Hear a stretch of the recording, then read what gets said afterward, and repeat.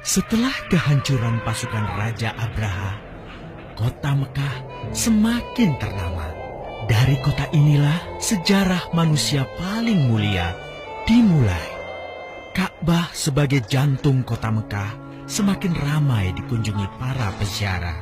Demikian pula para pedagang. Mereka datang dari berbagai penjuru jazirah.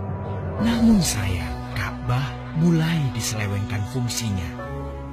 Akibatnya, kejahiliahan merajalela.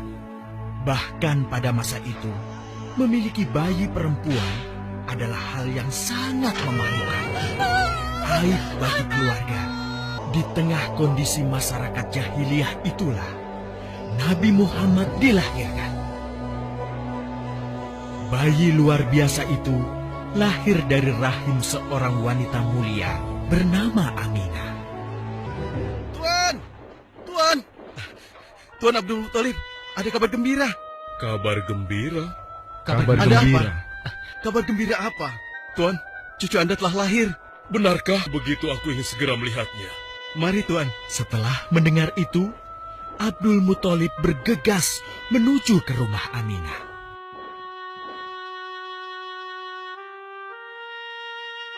Ah, cucuku, kasihan engkau terlahir yatim. Dengan penuh kasih sayang, Abdul Muthalib membawa cucunya ke Ka'bah. Jadikanlah cucuku ini menjadi seorang yang mulia dan terhormat, sebagaimana nabimu Ibrahim alaihissalam.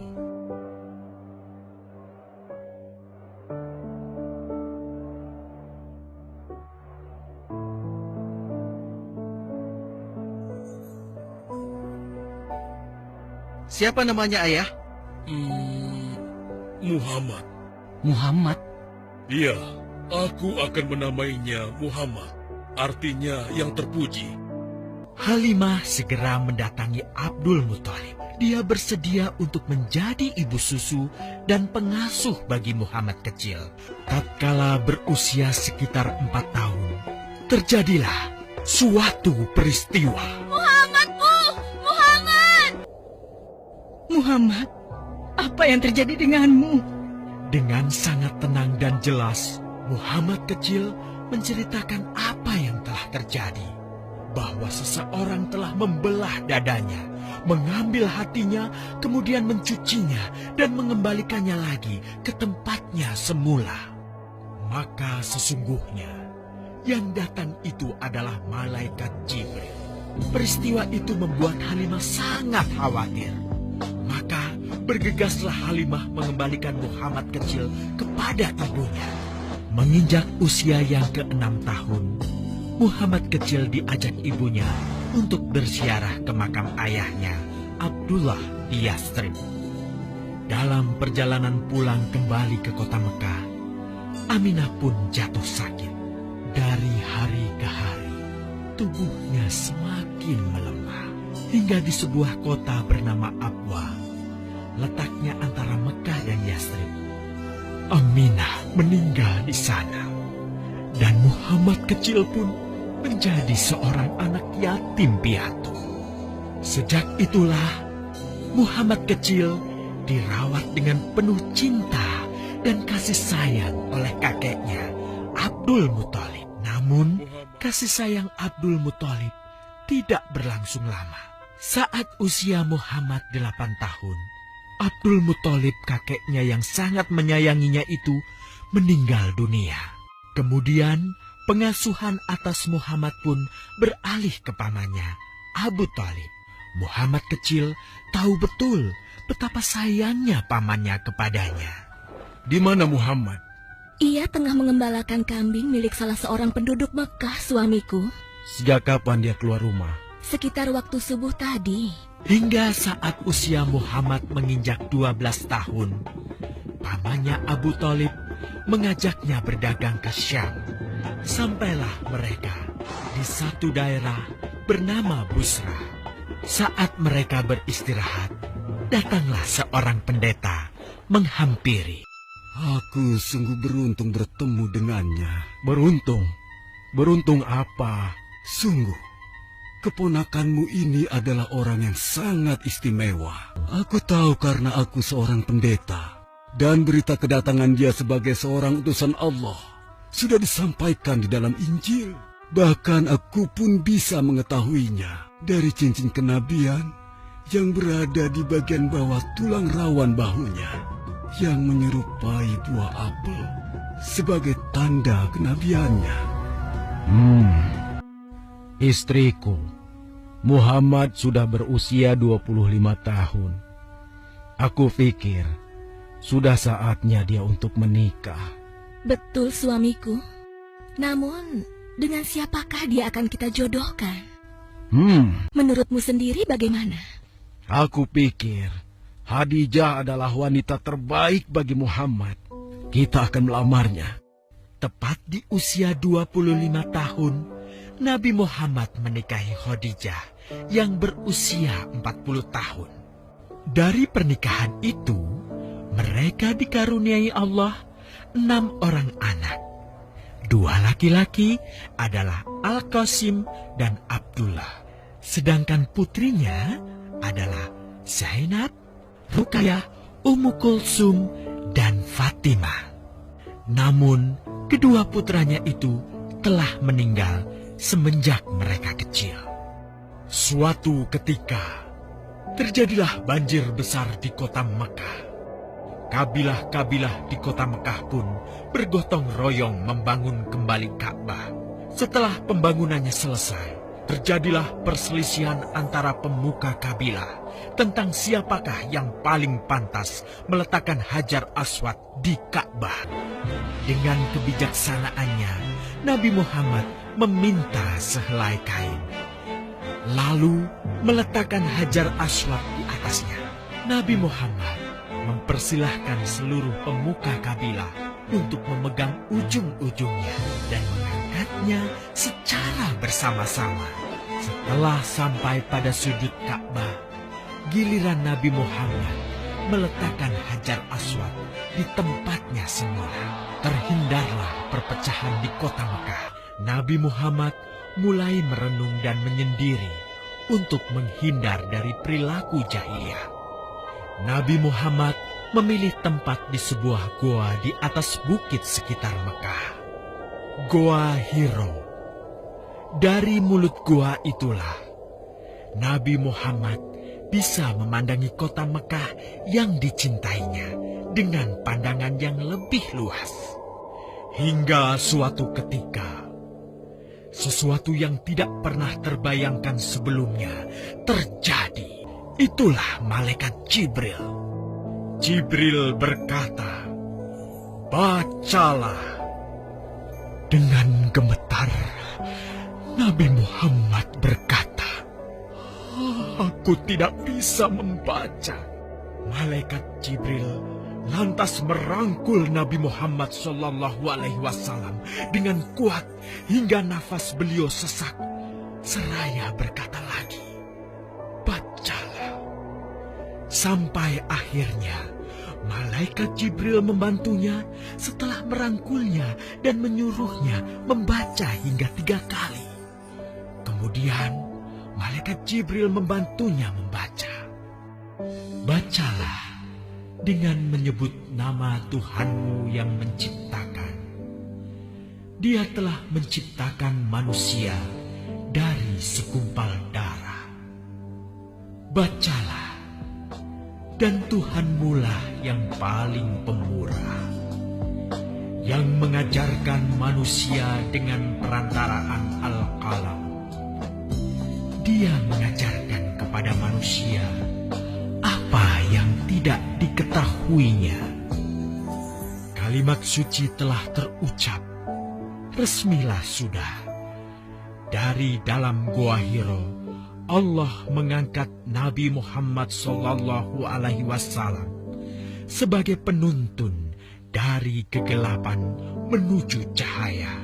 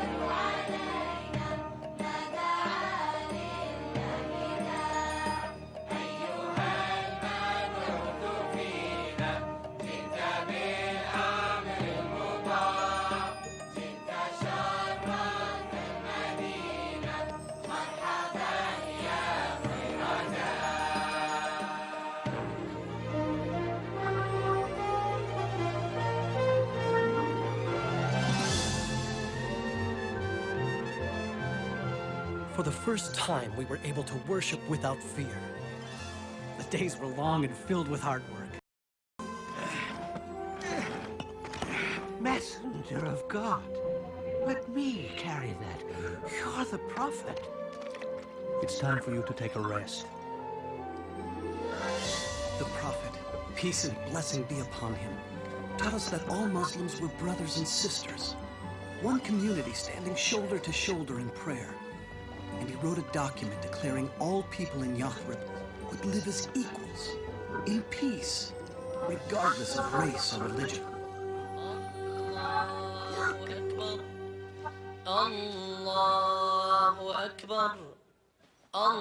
What is it?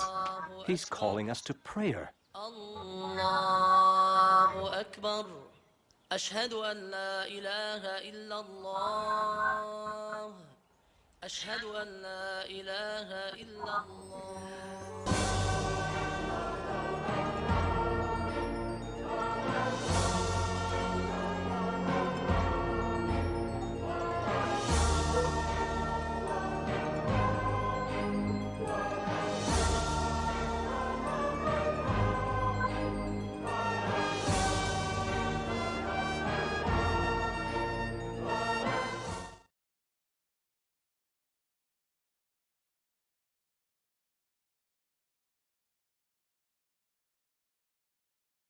Pagi itu, Rasulullah dengan suara terbata memberikan petuah. Wahai umatku, kita semua ada dalam kekuasaan Allah dan cinta kasih-Nya. Maka taati dan bertakwalah kepadanya. Kuwariskan dua hal pada kalian, yaitu sunnah dan Al-Quran. Barang siapa mencintai sunnahku, berarti mencintai aku, dan kelak orang-orang yang mencintaiku akan bersama-sama masuk surga bersamaku. Khutbah singkat itu diakhiri dengan pandangan mata Rasulullah yang teduh menatap sahabatnya satu persatu. Abu Bakar menatap mata itu dengan berkaca-kaca. Umar tidak dapat menahan napas dan tangisnya. Utsman menghela napas panjang dan Ali menundukkan kepalanya dalam-dalam.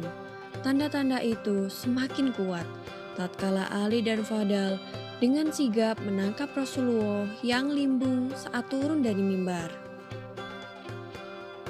Matahari kian tinggi, tapi pintu rumah Rasulullah masih tertutup. Sedangkan di dalamnya, Rasulullah sedang terbaring lemah dengan keningnya yang berkeringat. Tiba-tiba, dari luar pintu terdengar seseorang yang berseru mengucapkan salam. "Bolehkah saya masuk?" tanyanya. Tapi Fatimah tidak mengizinkannya masuk. "Maafkanlah, ayahku sedang demam," kata Fatimah yang membalikkan badan dan menutup pintu.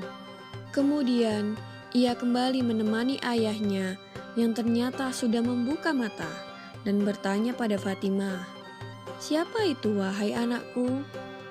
"Tak tahulah ayah. Sepertinya baru sekali ini aku melihatnya," tutur Fatimah secara lembut. Lalu Rasulullah menatap putrinya itu dengan pandangan yang menggetarkan. "Ketahuilah, dialah yang menghapuskan kenikmatan sementara. Dialah yang memisahkan pertemuan di dunia. Dialah Malaikatul Maut," kata Rasulullah. Fatimah pun menahan ledakan tangisannya. Malaikat maut datang menghampiri, tapi Rasulullah menanyakan mengapa Jibril tidak ikut menyertainya. Kemudian dipanggillah Jibril, yang sebelumnya sudah bersiap di atas langit dunia menyambut ruh kekasih Allah dan penghulu dunia ini. "Jibril, jelaskan apa hakku nanti di hadapan Allah?" tanya Rasulullah dengan suara yang amat lemah. "Pintu-pintu langit telah terbuka. Para malaikat telah menanti rohmu. Semua surga terbuka lebar menanti kedatanganmu," kata Jibril. Tapi ternyata itu tidak membuat Rasulullah merasa lega. Matanya masih penuh dengan kecemasan. "Tidak senangkah engkau mendengar kabar ini, ya Rasulullah?" tanya Jibril lagi. "Kabarkan kepadaku bagaimana nasib umatku kelak," tanya Rasulullah. Jangan khawatir, wahai Rasulullah, Allah telah berfirman kepadaku, kuharamkan surga bagi siapa saja, kecuali umat Muhammad telah berada di dalamnya, kata Jibril. Detik-detik itu pun semakin dekat. Saatnya Israel melakukan tugas. Perlahan, ruh Rasulullah ditarik. Nampak seluruh tubuh Rasulullah bersimbah peluh. Urat-urat lehernya menegang. Jibril, betapa sakitnya sakaratul maut ini. Perlahan Rasulullah mengadu. Fatimah pun terpejam. Ali yang berada di sampingnya menunduk semakin dalam dan Jibril memalingkan muka. Jijikkah kau melihatku hingga kau palingkan wajahmu, Jibril? Tanya Rasulullah pada malaikat pengantar wahyu itu. Siapakah yang sanggup melihat kekasih Allah direnggut ajal? Kata Jibril. Lalu kemudian terdengar Rasulullah mengadu. Karena sakit yang tidak tertahankan lagi. Ya Allah, dahsyat sekali maut ini. Timpakan saja semua siksa maut ini kepadaku. Jangan pada umatku. Lalu badan Rasulullah mulai dingin. Kaki dan dadanya sudah tidak bergerak lagi. Bibir Rasulullah bergetar seakan hendak membisikkan sesuatu. Lalu Ali mendekatkan telinganya. Peliharalah sholat dan peliharalah orang-orang lemah di sekitarmu. Di luar pintu, tangis mulai terdengar bersautan. Para sahabat sedang sangat bersedih. Fatimah menutupkan tangan di wajahnya, dan Ali kembali mendekatkan telinganya ke bibir Rasulullah yang mulai kebiruan. Rasulullah pun mengucapkan kata terakhirnya, yaitu, umatku, umatku, umatku. Dan berakhirlah perjalanan hidup manusia mulia yang memberi sinaran itu. Semoga kita mendapat hikmah dari kisah ini dan semakin menambah kecintaan kita kepada Sang Kekasih Allah, Rasulullah SAW, karena saat akhir hayatnya beliau hanya mengkhawatirkan kondisi umatnya kelak.